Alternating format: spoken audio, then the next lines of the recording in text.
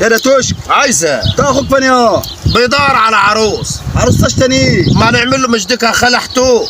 يا ابني خلعته هو اللي طلقها. انت بتسمع كلام ابويا؟ يا ابني بنقول له قدام الناس كده هو اللي طلقها. حاج اهلا ازيك يا طه؟ علي النعمه لما تجيب جوز العروس الثاني تجيب لك نصيب، اقول لك اهو.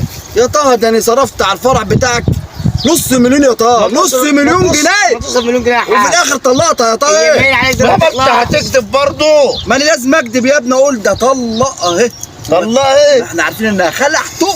استغفر الله العظيم. فانت عايز تتجوز سنه يا طه؟ ايوه انت معاك ملايين كتير. ملايين؟ أيوة. الملايين ده انا تعبت فيها. طب ما انا عايز اجوز ابو على اللي قاعد جنبي ده. والله ده متجوز ومخلف إيه؟ عليه خلف. ما لازم اجوزه تاني. جوز تاني؟ يا ابني مثنى وثلاثة ورباع وانا الحمد لله رب العالمين اقدر اتجوز 10. ايوه انت شغال في المخبز اه بتبيع ما ببلاش. هو مش بيجيب لنا العيش معاه. ايه وجيب ببلاش كمان. طيب كنت قاعد بقى زي كانوا صوتنا في البنكر. انا عايز اعرف مين اللي راح قال للناس ان المرة هي اللي خلعت طه. قال ده طلقت. بقى انت اللي داير فضحت لي في البلاء. يا انت مالك ده هو.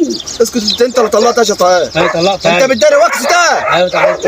ده كنست الشقة. ايه؟ فاكر ساعة ما قال لك كنست الشقة يا بيي كنستها. عوض علينا ربنا في العيال. المهم يا اتجوزني اجيب لك نصيب. لا جيب لي مصيبه يا طه. وما هندفعلكش روح حاجة. هات لي مصيبه. وهسجي لك انت وابنك ده. طب روح يا طه، هسجيكوا. روح يا طه هات لي مصيبه يا طه. والله ما هتدخلك في خناق. اقعد انت بقى ما تتدخلوش اي.